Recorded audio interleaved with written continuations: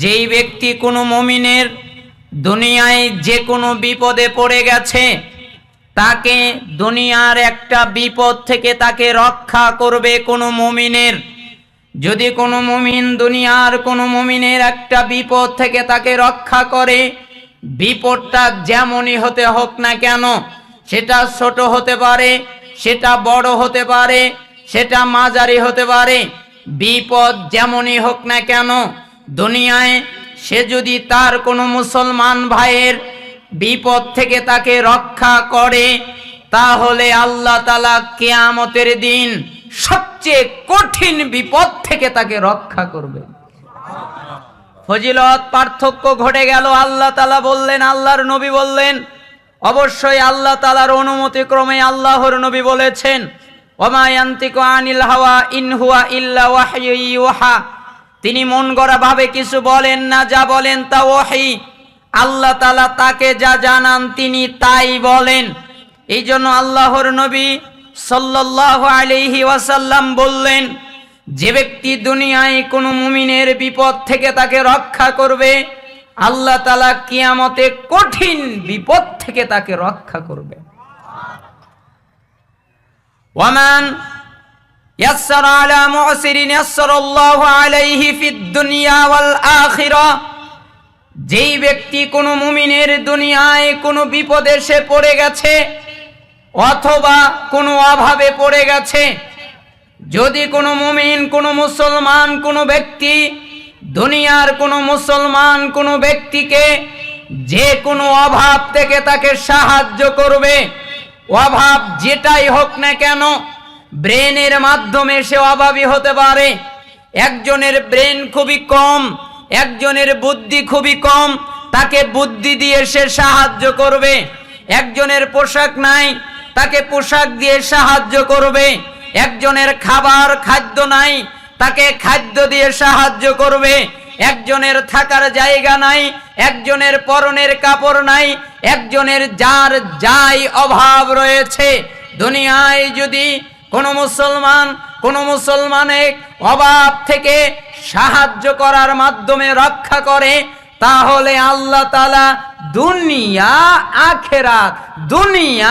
আখেরাত তাকে সুখ দান করবেন, শান্তি দান করবেন, প্রশান্তি নাজিল করবেন। ওয়ামান সাতারা মুসলিমান সাতারাহুল্লাহু ফিদ দুনিয়া ওয়াল আখিরাহ। যেই ব্যক্তি কোনো মুসলমানের কোনো দোষ ত্রুটি জানার পরে গোপন রাখবে, কাউকে জানতে দেবে না। একটা মুসলমান চুরি করেছে, সে দোষ করেছে, আমি জানি আর কাউকে জানাবো না।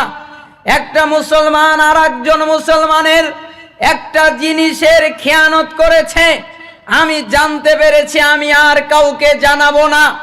কোনো ব্যক্তি যদি কোনো মুসলমানের দোষ গোপন রাখে, কাউকে জানতে না দেয়, তাহলে আল্লাহ তাআলা তাকে দুইটা নিয়ামত দেবেন।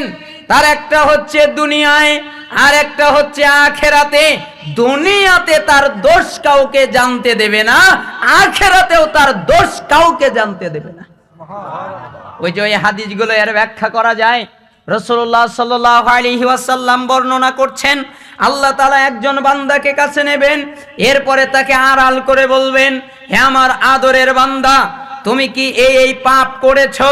তখন সে বলবে, হে আল্লাহ, আমি তো এই পাপ করেছি, এখন কি হবে? করেই তো ফেলেছি। তখন আল্লাহ বলবেন, হে আমার বান্দা, তুমি দুনিয়ায় যখন থাকতে তখন আব্দুর রহমানের, আব্দুল সুবহানের অথবা অমুক ব্যক্তির দোষকে তুমি গোপন রেখেছিলে, কাউকে জানতে দাওনি। তুমি যদি আমার বান্দা হয়ে আর একজন বান্দার দোষকে গোপন করে রাখতে পারো, আমি তোমার রব, আমি তোমার মালিক, আমি তোমার মুনিব, আমি কি তোমার দোষ গোপন রাখতে পারি না? যাও, কাউকে জানতে দিব না, ক্ষমা করে দিলাম। বাক্য কে বুঝাবে? এই কথার মূল্য কে বোঝে? সবাই তো রাসূলুল্লাহ সাল্লাল্লাহু আলাইহি ওয়াসাল্লামকে ভালোবাসে। যদি জিজ্ঞাসা করা হয়, আপনি কি নবীকে ভালোবাসেন? তখন বলে, কে বলেছে আমি নবীকে ভালোবাসি না? আমি তাকে আমার প্রাণের চেয়েও বেশি ভালোবাসি। আমি যদি জিজ্ঞাসা করি এখন এই মাহফিলের মজলিসে, আপনারা কি আল্লাহকে ভালোবাসেন? তখন সবাই বলবে, কে বলেছে আল্লাহকে ভালোবাসি না? আমাদের জীবনের চেয়ে বেশি আল্লাহকে ভালোবাসি, আমাদের জীবনের চেয়ে বেশি আল্লাহর নবীকে ভালোবাসি। আমি যদি প্রশ্ন করি, আপনি কি আল্লাহর নবীকে স্বীকার করেছেন? আপনি কি তাকে নবী হিসেবে মেনে নিয়েছেন? আপনি কি তাকে রাসূল হিসেবে মেনে নিয়েছেন? আপনি কি জান্নাতকে বিশ্বাস করেছেন? প্রত্যেকেই জবাব আসবে, সবাই সব স্বীকৃতি দিয়েছে। অথচ আল্লাহর নবী বললেন, সহিহ বুখারী ৭২৮০ নম্বর হাদিস, আবু হুরায়রা রাবী তিনি বলছেন, রাসূলুল্লাহ সাল্লাল্লাহু আলাইহি ওয়াসাল্লাম বলেছেন, কুল্লু উম্মতি ইয়াদখুলুনাল জান্নাহ ইল্লা মান আবা। আমার যতগুলো উম্মত আছে পৃথিবীর বুকে সমস্ত উম্মত জান্নাতে যাবে, কেউ বাকি থাকবে না। শুধু তারাই যাবে না যারা স্বীকৃতি দেয় না, স্বীকার করে না, মেনে নেয় না। কিসের স্বীকৃতি দেয় না? অর্থ দুটা হতে পারে। একটা অর্থ হচ্ছে তারা আমি নবীকে মানে না, তারা বলে মুহাম্মদ ভুয়া, তারা বলে মুহাম্মদ মিথ্যাবাদী, তারা বলে মুহাম্মদ সঠিক নয়, তারা বলে মুহাম্মদ হক নয়। এটা একটা স্বীকৃতি, আমাকে মেনে নেয় নাই। তারা আর একটা স্বীকৃতি দেয়, আর একটা অর্থ হয়, তারা বলে জান্নাত আবার কি, জান্নাত আবার কেমন, ওটাকে আবার যেতে হবে কেন, ওটাই যে কি লাভ। তার মানে তারা নবীকেও মানে না, তারা জান্নাতও মানে না। এই লোক ছাড়া সবাই জান্নাতে যাবে, কেউ বাকি থাকবে না। তখন সাহাবায়ে কেরাম বললেন, কিলা মান ইয়াবা ইয়া রাসূলুল্লাহ, হে আল্লাহর নবী, আপনাকে অস্বীকার করলো কে? জান্নাতে যেতে অস্বীকার করলো কে? তখন আল্লাহর নবী বললেন, মান আতাআনি দাখালাল জান্নাহ, যারা আমাকে মেনে নিল, আমার কথা মানলো, ওরা জান্নাতে চলে গেল। ওয়া মান আসানি ফাকাদ আবা, আর যারা আমার কথা মানলো না, ওরাই তো আমাকে অস্বীকার করলো। আরে আমাকে অস্বীকার করা মানে তো আমার কথা না মানা, আমাকে অস্বীকৃতি দেওয়া মানে তো আমার কথা না মানা। আমি ওদের বলেছি সুদ খেও না, খায়, কেন আমাকে এখনো মানতে পারে নাই?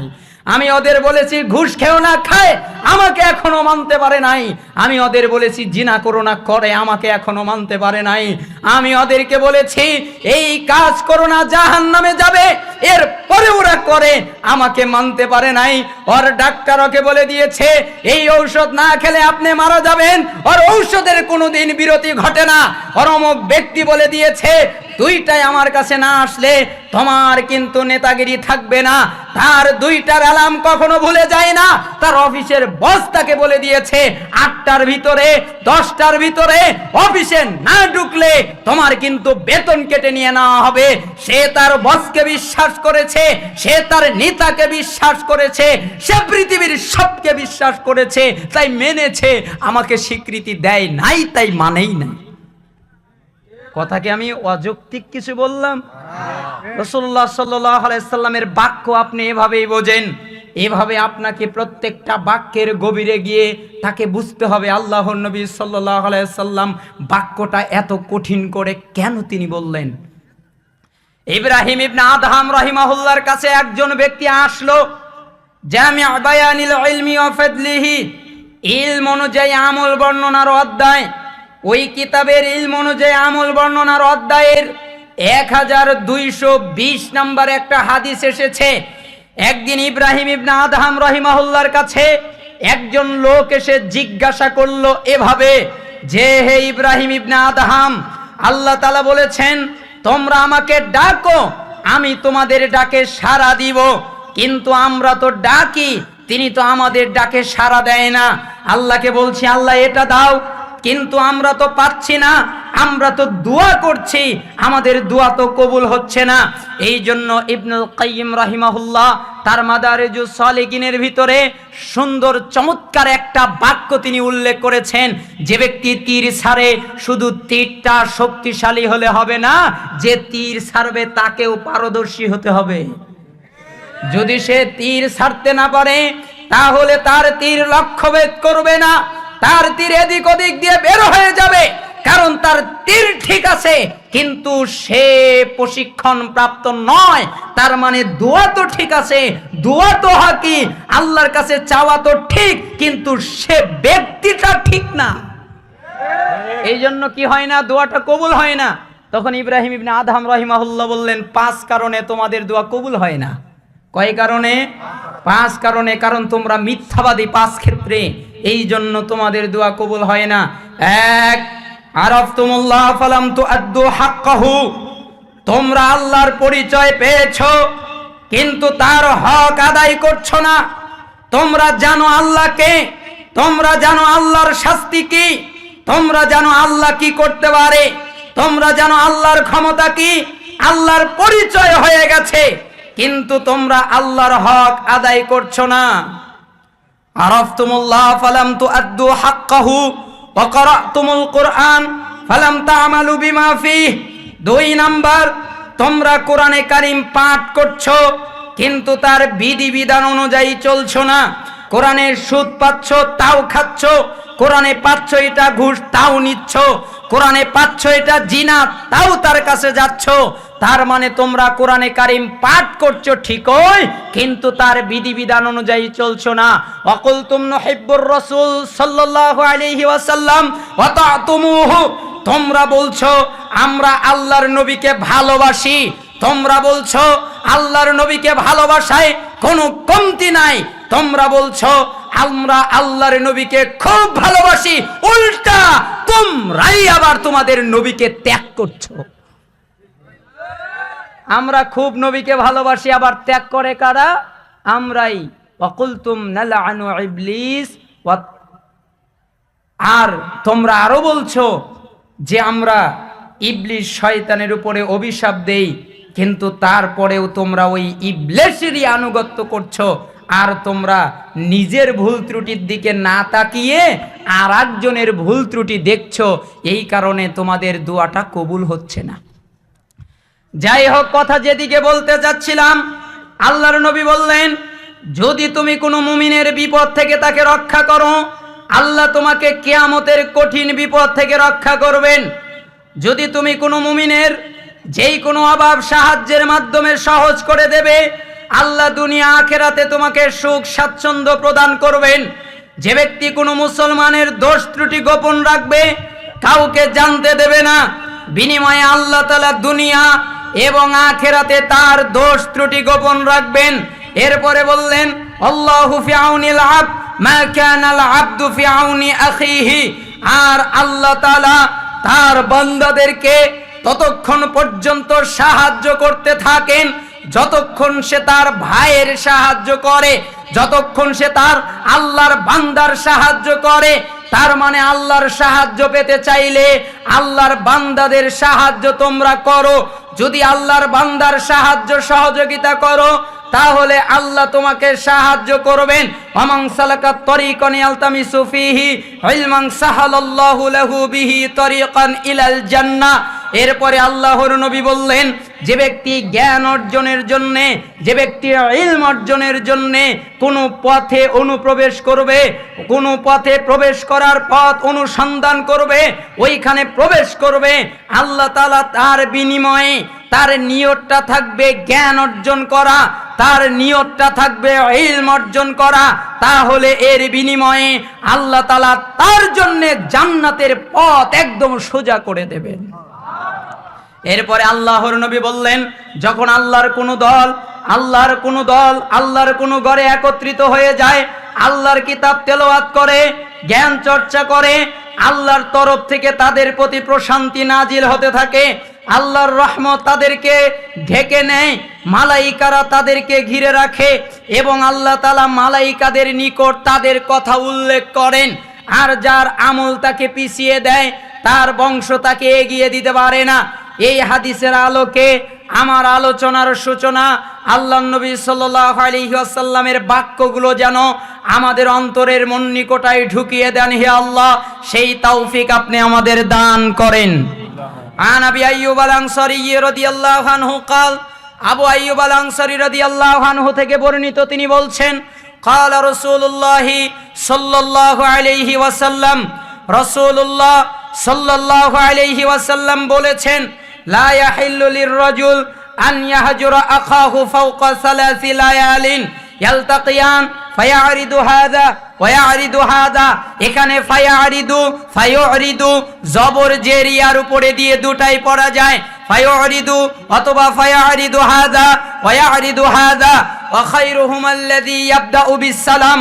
আল্লাহর নবী বললেন, আবু আইয়ুব আল আনসারী তিনি বলছেন, কোন মুসলমান ব্যক্তির জন্য, এখানে লির রজুল কোন ব্যক্তির জন্য, এখানে কোন ব্যক্তির ইঙ্গিত হচ্ছে মুসলিম ব্যক্তির জন্য, কোন মুমিন ব্যক্তির জন্য, কোন মুসলমান ব্যক্তির জন্য বৈধ না, জায়েজ না, অনুমতি নাই 3 দিনের বেশি সাক্ষাৎ পরিত্যাগ করা। তারা 3 দিনের বেশি কথা বলা বন্ধ রাখতে পারবে না। সুদ খাওয়া যেমন হারাম, মানুষকে হত্যা করা যেমন হারাম, ঘুষ খাওয়া যেমন হারাম, জিনা করা যেমন হারাম, মদ পান করা যেমন হারাম, কারো রক্তপাত ঘটানো যেমন হারাম, ঠিক 3 দিনের বেশি কথা বন্ধ রাখা একই হারাম। এজন্য আল্লাহর নবী বললেন, 3 দিনের বেশি সময় অপর কোনো মুসলমানের সাথে সাক্ষাৎ ত্যাগ করা বৈধ নয়। অতএব তাদের 2 ভাইয়ের যখন মুখোমুখি দেখা হয়, ফায়ারিদু হাযা ওয়ায়ারিদু হাযা, একজন এদিকে মুখ ফিরিয়ে নিয়ে যায়, আর একজন ওই দিকে মুখ ফিরিয়ে নিয়ে যায়। তারা 2 জন এক হতে চায় না, তাদের ভিতরে ঐক্য নাই, তাদের ভিতরে শত্রুতা, তাদের ভিতরে দ্বন্দ্ব, তাদের ভিতরে কলহ, তাদের ভিতরে মারামারি রয়েছে। এই জন্য একজন আর একজনকে দেখতে পারে না। তারা নিজের মায়ের পেটের 2 জন একই অন্তর্ভুক্ত, মায়ের পেটের একই বাবার রক্তের তারা, কিন্তু একজনের সাথে আর একজনের মিল নাই। যদিও তাদের দেখা হয়, একজন এদিকে মুখ ফিরিয়ে নেবে আর একজন ওই দিকে মুখ ফিরিয়ে নেবে। এরপরে আল্লাহর নবী বললেন, এই 2 জনের ভিতরে সবচেয়ে উত্তম ওই ব্যক্তি যে প্রথমে সালাম দেয়। শুধুমাত্র সালাম দিয়েই ক্ষান্ত নয়, শুধুমাত্র সালাম দিয়েই হবে না, এরপরে সে কথাবার্তা আরম্ভ করে। তার মানে সালাম সে মনের থেকে দিল নাকি বাহ্যিকভাবে দিল, এটা তো বোঝা যায় না। এই জন্য তাকে সালামের পরে কথা বলতে হবে। যে ব্যক্তি সালামের পরে কথা বলবে, আল্লাহর নবী বললেন, এই ব্যক্তি হচ্ছে সবচেয়ে উত্তম। হাদিস বুখারী 6077, হাদিস মুসলিম 2560, হাদিস আবু দাউদ 4911, হাদিস তিরমিজি 1932, হাদিস মিশকাত 5027 রয়েছে। আন আবি হুরায়রা রাদিয়াল্লাহু আনহু قال, আবু হুরায়রা রাদিয়াল্লাহু আনহু থেকে বর্ণিত, তিনি বলছেন, قال রাসূলুল্লাহ সাল্লাল্লাহু আলাইহি ওয়াসাল্লাম, রাসূলুল্লাহ সাল্লাল্লাহু আলাইহি ওয়াসাল্লাম বলেছেন, ইয়াকুম আয-যন ফা ইন্নায-যন্না আকযাবুল হাদিস। আল্লাহর নবী বললেন, তোমরা কোনো বস্তু সম্পর্কে, তোমরা কোনো ব্যক্তি সম্পর্কে কুচিন্তা করো না, খারাপ ধারণা করো না, অনুমান করো না। কারণ কোনো ব্যক্তি সম্পর্কে কুচিন্তা করা, কোনো ব্যক্তি সম্পর্কে অনুমান করা সবচেয়ে বড় মিথ্যা। যতগুলো মিথ্যা আছে, এই মিথ্যার ভিতরে বড় মিথ্যা হচ্ছে অনুমান করা, ধারণা করা। ওরা 2 জন এক জায়গায়, মানে আমারই মনে হয় গীবত করছে। ওরা 3 ভাই এক জায়গায় হলো কেন, মনে হয় আমাকেই কিছু বলছে। ওরা ওই বন্ধুর বাড়িতে গেল কেন, মনে হয় আমাকেই কিছু নিয়ে বলছে। ওরা ওইখানে আমাকে সারা মিটিং করলো কেন, মনে হয় আমারই বদনাম করছে। তোমরা এই অনুমান করো না, তোমরা কুচিন্তা করো না। ওই বস্তু না হলে এটা হতো না, ওই গাছ না লাগালে এটা হতো না, কপালে টিপ দিলে এটা হতো না, ওই জায়গায় গেলে এটা হতো না, ওই লোকটার কারণে এটা হয়েছে, ওই গাড়ির কারণে এটা হয়েছে, ওই বস্তুর কারণে এটা হয়েছে, ওই কাপড়ের কারণে এটা হয়েছে, ওই মাইক্রোফোনের কারণে এটা হয়েছে। তোমরা কোনো বস্তু নিয়েও কুচিন্তা করো না, তোমরা কোনো ব্যক্তি নিয়েও কুচিন্তা করো না। কারণ মিথ্যার জগতে সবচেয়ে বড় মিথ্যা কুচিন্তা, খারাপ ধারণা। ওয়ালা তাহাসসু, তোমরা কারো খারাপ বা গোপন দোষ জানার চেষ্টা করো না। ওয়ালা তাজাসসু, তোমরা গোয়েন্দাগিরি করো না। ওয়ালা তানাজাসু, তোমরা একজনের দরের উপরে দিয়ে মাল দর করো না। এখানে আর একটা অর্থ হয় দালালি করো না। তার মানে তোমার একটা ভাই একটা পণ্য কিনতে গেছে, যে কোনো পণ্য হতে পারে, সে ঘড়ি কিনতে গেছে, তুমি গিয়ে ওই জায়গায় ঘড়ির দাম করো না। কেন? তোমার ভাই কষ্ট পাবে। তোমার ভাই কোনো মহিলার কাছে বিবাহের প্রস্তাব নিয়ে গেছে, তুমি ওই একই সময় বিবাহের প্রস্তাব নিয়ে যেও না। কেন? তোমার ভাই কষ্ট পাবে। তাহলে কি তুমি যাবে না? অবশ্যই যাবে। যখন তোমার ভাই বিবাহের প্রস্তাব দেবে অথবা ব্যাক করে চলে আসবে, তখন তুমি তোমার প্রস্তাব নিয়ে যাও। যখন তোমার ভাই ওই পণ্যটাকে দাম করা বাদ দিয়ে সরে যাবে, তখন তুমি পণ্যটার দাম করা শুরু করে দাও। তুমি তলি করো না, এই গরুর দাম কত? ৮০,০০০ টাকা। আচ্ছা, আমি দাম উঠিয়ে দেই। কিভাবে? ৮২,০০০ টাকা দেবেন। আর একজন ওইখানে যে কিনতে এসেছে, সে তো দেখলো লোকটা ৮২,০০০ টাকা বলেছে, আমি ২-১,০০০ বেশি দিয়ে নিয়েই যাই, অথচ লোকটা কিনবে না, মাঝখানে দালালি করেছে। এরকম দালালি তোমরা করো না। ওয়ালা তাহাসাদু, খবরদার পরস্পরের ভিতরে হিংসা বিদ্বেষ রেখো না। ওয়ালা তাবাগাদু, খবরদার শত্রুতা করো না। এখানে আর একটা অর্থ হয় দলাদলি করো না, বিভক্ত হয়ো না, ভাগাভাগি হয়ো না।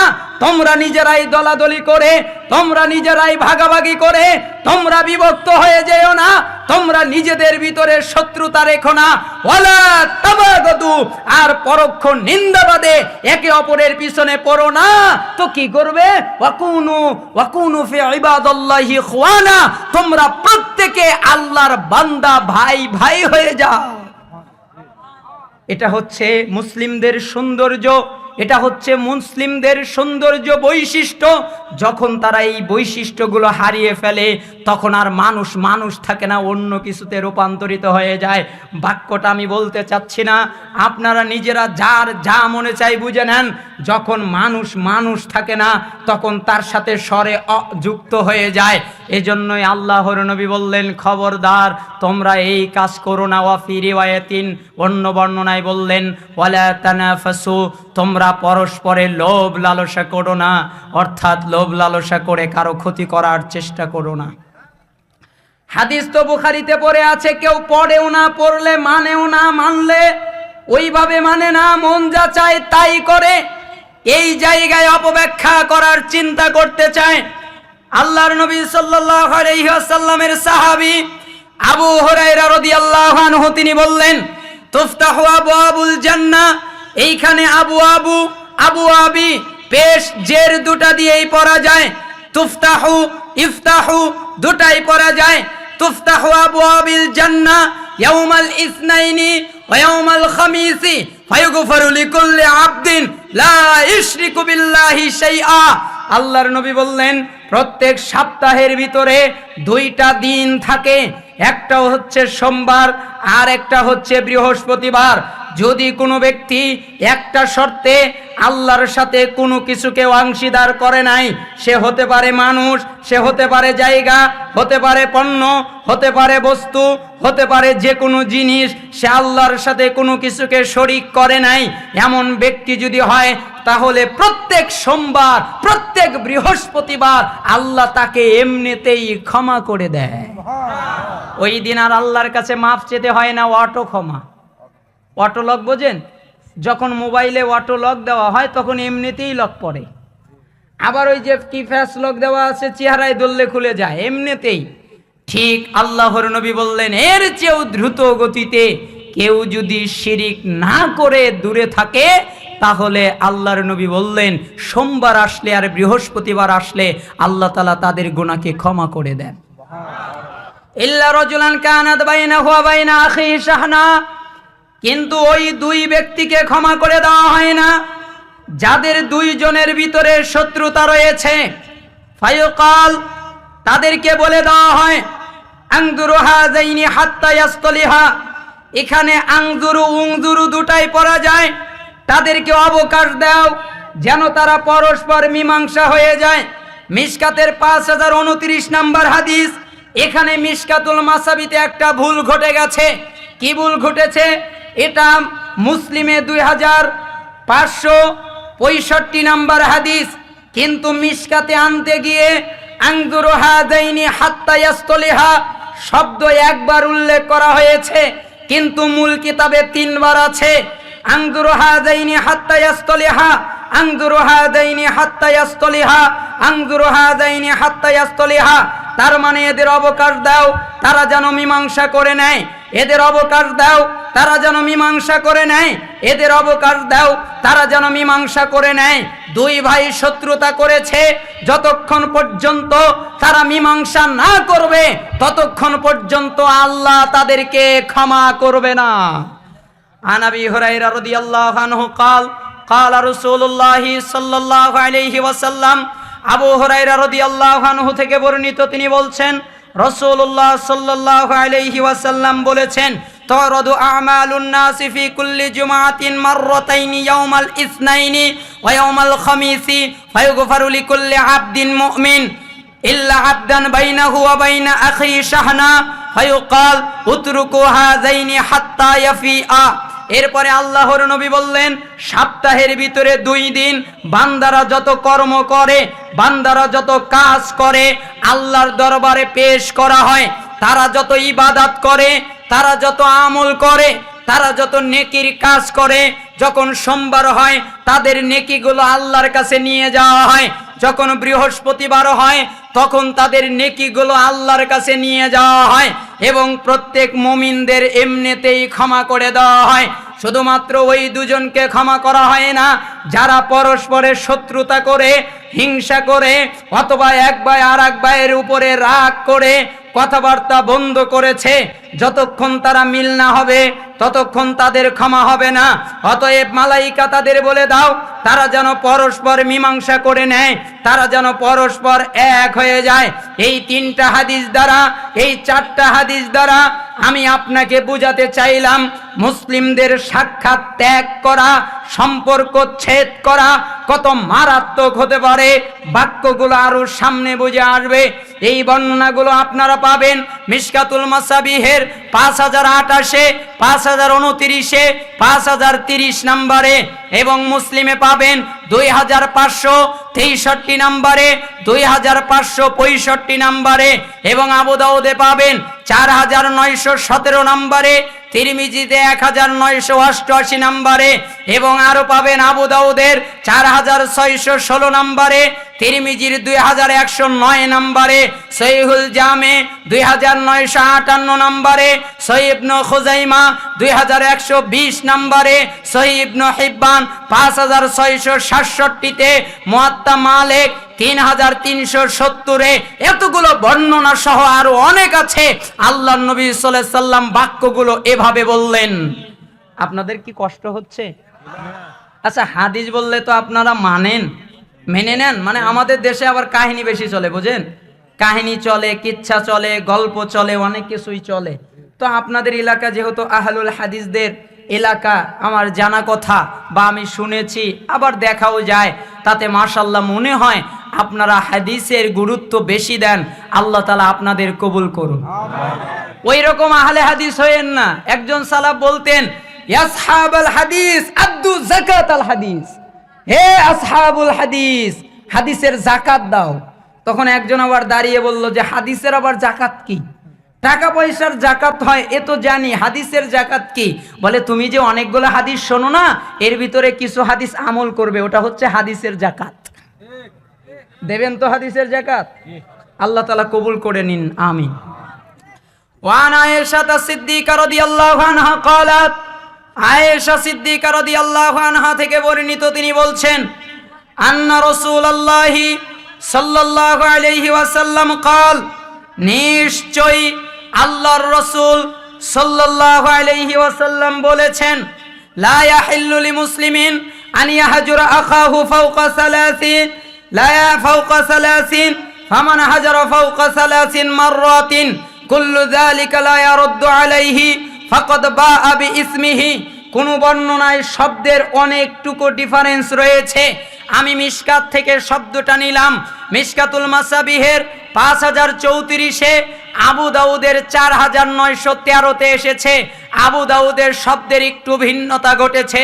আল্লাহর নবীর স্ত্রী আয়েশা সিদ্দিকা রাদিয়াল্লাহু আনহা তিনি বললেন, নিশ্চয় আল্লাহর রাসূল সাল্লাল্লাহু আলাইহি ওয়াসাল্লাম বলেছেন, কোন মুসলমান ব্যক্তির জন্য বৈধ নয় 3 দিনের বেশি সময় সাক্ষাৎ ত্যাগ করা। যদি হয়েই যায় তাহলে কি করবে?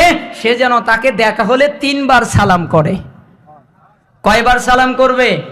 আপনি তো বলেন আমার ভাই আব্দুর রহমান, আব্দুল কুদ্দুস আমার সাথে কথা বলে না, হুজুরদের কাছে মাসালা দেয়, হুজুর আমার ভাইকে সালাম দেই কিন্তু আমার সালামের জবাব দেয় না, এই জন্য রাগ করে আমি কথাই বলি না। আপনি কয়বার সালাম দিয়েছেন? কয়বার দিয়েছেন? আপনি তো বোঝেনই নাই সালাম কেমন। আপনি আপনার ভাইকে গিয়ে বলবেন আসসালামু আলাইকুম ওয়া রাহমাতুল্লাহ, জবাব আসে নাই। আবার বলেন আসসালামু আলাইকুম ওয়া রাহমাতুল্লাহ, জবাব আসে নাই। আবার বলেন আসসালামু আলাইকুম ওয়া রাহমাতুল্লাহ, জবাব আসে নাই। আপনি চলে যান, আপনার ভাই সমস্ত গুনাহ নিয়ে ফিরবে, আপনি বেঁচে যাবেন। কয়বার সালাম দিতে হবে? 3 বার সালাম করবে। সালাম যেন অন্তর থেকে হয়, সত্যিকার ভাবে হয়। আবার প্রশ্ন, 3 বার সালাম মানে একবার দেখা হবে ওই একবারেই 3 বার, নাকি একদিনে 3 বার, নাকি আমি 3 বার দিলাম আর না দিলেও চলবে? না, যতবার দেখা হবে ততবার 3 বার সালাম হবে, যতবার তার সাথে সাক্ষাৎ হবে ততবার 3 বার সালাম হবে।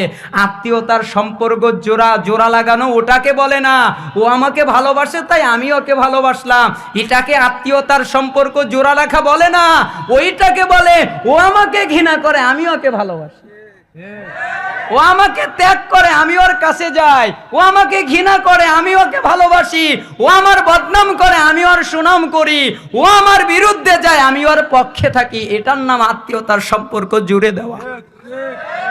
আন আবি হুরায়রা রাদিয়াল্লাহু আনহু قال, আবু হুরায়রা রাদিয়াল্লাহু আনহু তিনি বলছেন, কোন বর্ণনায় ক্বালা দিয়ে, কোন বর্ণনায় আন্না রাসূলুল্লাহ সাল্লাল্লাহু আলাইহি ওয়াসাল্লাম দিয়ে এসেছে।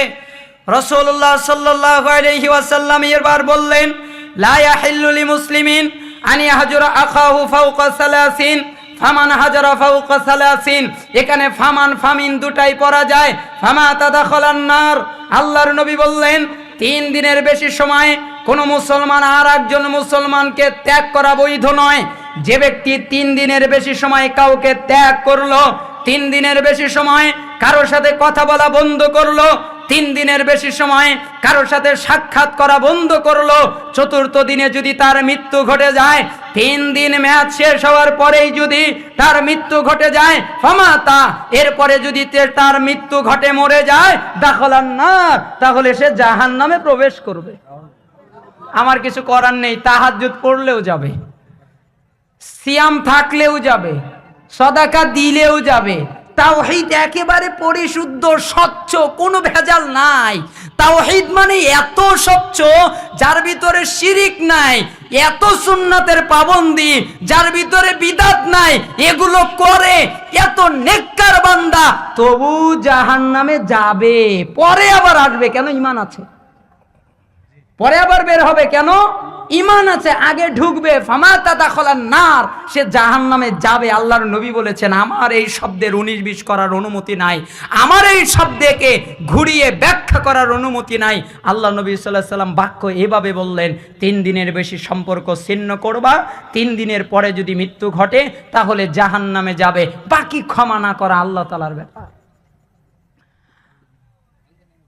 এরপরে আল্লাহর নবীর সাহাবী عن أبي خراش السلمي رضي الله عنه أنه سمع رسول الله صلى الله عليه وسلم يقول, আবু খিরাশ আস-সুলামি রাদিয়াল্লাহু আনহু তিনি বললেন, নিশ্চয় আমি নিজে আল্লাহর রাসূল সাল্লাল্লাহু আলাইহি ওয়াসাল্লামকে বলতে শুনেছি, তিনি বলেছেন, মান হাজারা আখাহু সানাতান ফাহুয়া কাসাফকি দামিহি, যে ব্যক্তি কোনো মুসলমানের সাথে 1 বছর সম্পর্ক ছিন্ন করলো, 1 বছর কথা বলল না, 1 বছর সম্পর্ক জোড়া লাগালো না, 1 বছর তার সাথে সম্পর্ক ত্যাগ করে রইল, সে যেন তাকে হত্যা করলো, সে যেন তার রক্তপাত ঘটালো, সে যেন তাকে মেরে ফেললো। একটা মানুষকে মেরে ফেললে যা হয়, একটা মানুষকে হত্যা করলে যা হয়, একটা মানুষকে কতল করলে যা হয়, সে তাই করলো। 1 বছর যাবত সম্পর্ক ছিন্ন করা মানে তার ওই ভাইকে মেরে ফেলা।